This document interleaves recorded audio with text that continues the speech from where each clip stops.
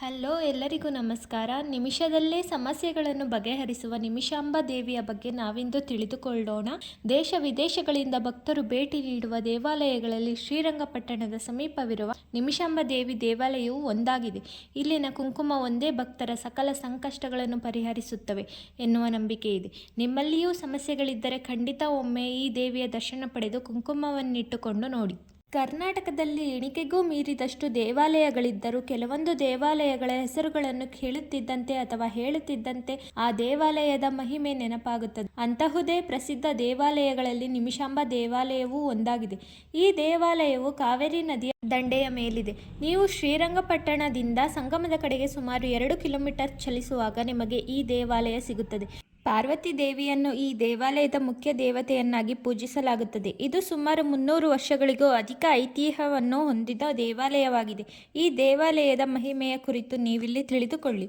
ಶ್ರೀ ನಿಮಿಷಾಂಬ ದೇವಾಲಯವು ಕ್ರಿಸ್ತಶಕ 1610ರಿಂದ 38ರ ಅವಧಿಯಲ್ಲಿ ಮುಮ್ಮಡಿ ಕೃಷ್ಣರಾಜ ಒಡೆಯರ್ ಆಳ್ವಿಕೆಯಲ್ಲಿ ನಿರ್ಮಾಣಗೊಂಡಿರಬಹುದು ಎನ್ನುವ ಊಹೆಗಳಿವೆ. ನಿಮಿಷಾಂಬ ದೇವಾಲಯವು ಭಕ್ತರ ಎಲ್ಲ ಸಮಸ್ಯೆಗಳನ್ನು ಮತ್ತು ಸಂಕಷ್ಟಗಳನ್ನು ನಿಮಿಷದಲ್ಲಿ ಪರಿಹರಿಸುತ್ತಾಳೆ ಎನ್ನುವ ಕಾರಣಕ್ಕಾಗಿ ಈಕೆಯನ್ನು ನಿಮಿಷಾಂಬ ದೇವಿ ಎಂದು ಕರೆಯಲಾಗುತ್ತಿದೆ. ಈಕೆಯನ್ನು ಪೂಜಿಸುವುದರಿಂದ ವಿವಾಹ ಸಂಬಂಧಿತ ಸಮಸ್ಯೆಗಳು ಕಳೆಯುತ್ತವೆ, ಆರೋಗ್ಯ ಸಮಸ್ಯೆಗಳು ಮುಕ್ತವಾಗುತ್ತವೆ.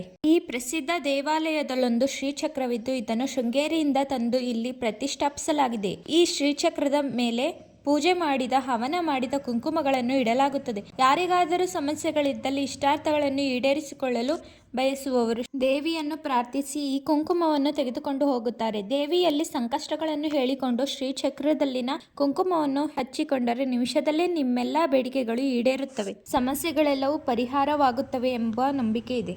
ನಿಮಿಷಾಂಬ ದೇವಾಲಯದ ಮುಂದೆ ಕಲ್ಲಿನಲ್ಲಿ ಅಚ್ಚೊತ್ತಿರುವ ಶ್ರೀಚಕ್ರವಿದೆ.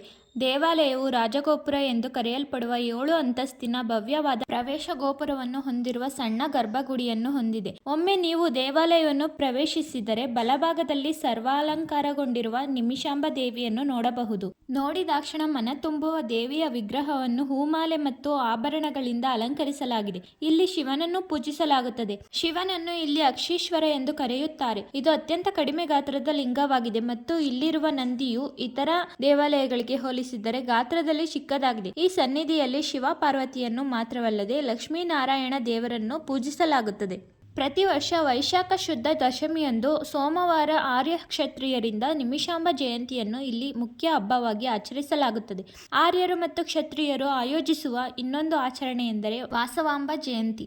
ದೇವಾಲಯದಲ್ಲಿ ಹುಣ್ಣಿಮೆಯ ದಿನಗಳಲ್ಲಿ ವಿಶೇಷ ಆಚರಣೆಗಳು ಅಥವಾ ಪೂಜೆಗಳನ್ನು ನಡೆಸಲಾಗುತ್ತದೆ. ಪ್ರತಿ ಹುಣ್ಣಿಮೆ ಮತ್ತು ಅಮಾವಾಸ್ಯೆಯ ಸಮಯದಲ್ಲಿ ಇಲ್ಲಿ ಶ್ರೀಚಕ್ರವನ್ನು ವಿಶೇಷವಾಗಿ ಪೂಜಿಸಲಾಗುತ್ತದೆ. ಈ ದೇವಾಲಯದಲ್ಲಿ ಪ್ರತಿನಿತ್ಯ ಬೆಳಿಗ್ಗೆ 6ರಿಂದ ರಾತ್ರಿ 8:30ರವರೆಗೆ ದೇವಿಯ ಪೂಜೆ ನೆರವೇರುತ್ತದೆ. ನಿಮಿಷಾಂಬ ದೇವಾಲಯವು ಮೈಸೂರಿಗೆ ಹೆಚ್ಚು ಹತ್ತಿರವಾಗುವ ಹಾಗೂ ಶ್ರೀರಂಗಪಟ್ಟಣದ ಮಡಿಲಲ್ಲಿರುವ ಪಾರ್ವತಿ ದೇವಿಗೆ ಸಮರ್ಪಿತವಾದ ದೇವಾಲಯವಾಗಿದೆ. ಇಲ್ಲಿನ ಕುಂಕುಮ ಒಂದೇ ಸಾಕು ಭಕ್ತರ ಸಕಲ ಇಷ್ಟಾರ್ಥಗಳನ್ನು ಈಡೇರಿಸಲು ಎನ್ನುವ ನಂಬಿಕೆಯೂ ಇದೆ. ಈ ತಾಯಿಯನ್ನು ಭಕ್ತಿಯಿಂದ ಆರಾಧಿಸಿದರೆ ನಿಮಿಷದಲ್ಲಿ ಸಕಲ ಕಷ್ಟಗಳು ದೂರವಾಗುತ್ತದೆಯಂತೆ. ಈ ದೇವಿಯ ದೇವಾಲಯದಲ್ಲಿ ನೀಡುವ ನಿಂಬೆಹಣ್ಣನ್ನು ಮನೆಯಲ್ಲಿ ಕೆಲವು ದಿನಗಳ ಕಾಲ ಇಟ್ಟುಕೊಂಡು ಬಾವಿಯಲ್ಲಿಯೋ ನದಿಯಲ್ಲಿಯೋ ವಿಸರ್ಜಿಸಿದರೆ ಜೀವನದಲ್ಲಿ ಒದಗಬಹುದಾದ ಕಷ್ಟಗಳೆಲ್ಲ ದೂರವಾಗುತ್ತದೆಯಂತೆ. ಈ ದೇವಿಯ ದರ್ಶನ ಭಾಗ್ಯ ಪಡೆಯಲು ನೂರಾರು ಮಂದಿ ಭಕ್ತರು ಭೇಟಿ ನೀಡುತ್ತಿರುತ್ತಾರೆ. ಇಲ್ಲಿ ಮುಖ್ಯವಾಗಿ ಅವಿವಾಹಿತರು, ಸಂತಾನ ಇಲ್ಲದೇ ಇರುವವರು, ಕಷ್ಟ ಶಾಂತಿ ಇಲ್ಲದೇ ಇರುವವರು, ಉದ್ಯೋಗ ಇನ್ನೂ ಹಲವಾರು ಸಮಸ್ಯೆಗಳನ್ನು ಪರಿಹಾರ ಮಾಡಿಕೊಳ್ಳಲು ಈ ತಾಯಿಯನ್ನು ಭಕ್ತಿಯಿಂದ ಆರಾಧಿಸುತ್ತಾರೆ. ನಿಮಿಷಾಂಬ ದೇವಾಲಯದ ಜೊತೆಗೆ ಮುಖೇಶ್ವರ ದೇವಾಲಯ, ಗಣೇಶನ ದೇವಾಲಯ, ಲಕ್ಷ್ಮೀ ನಾರಾಯಣ ದೇವಾಲಯ ಮತ್ತು ಹನುಮಂತನ ದೇವಾಲಯಗಳು ಕೂಡ ಇಲ್ಲಿವೆ. ಈ ದೇವಾಲಯದಲ್ಲಿ ಪ್ರತಿ ಶುಕ್ರವಾರದಂದು ವಿಜೃಂಭಣೆಯಿಂದ ಪೂಜೆಗಳು ನಡೆಯುತ್ತವೆ. ವರಮಹಾಲಕ್ಷ್ಮಿ ಹಬ್ಬದ ದಿನದಂದು ಹಾಗೂ ನವರಾತ್ರಿಯಂದು ರಾಜ್ಯದ ಮೂಲೆ ಮೂಲೆಗಳಿಂದ ಈ ತಾಯಿಯನ್ನು ಆರಾಧಿಸಲು ಭಕ್ತರು ಭೇಟಿ ನೀಡುತ್ತಿರುತ್ತಾರೆ. ಈ ದೇವಾಲಯದ ಪ್ರವೇಶ ಸಮಯ ಬೆಳಿಗ್ಗೆ 6:30ರಿಂದ ರಾತ್ರಿ 8:30ರವರೆಗೆ.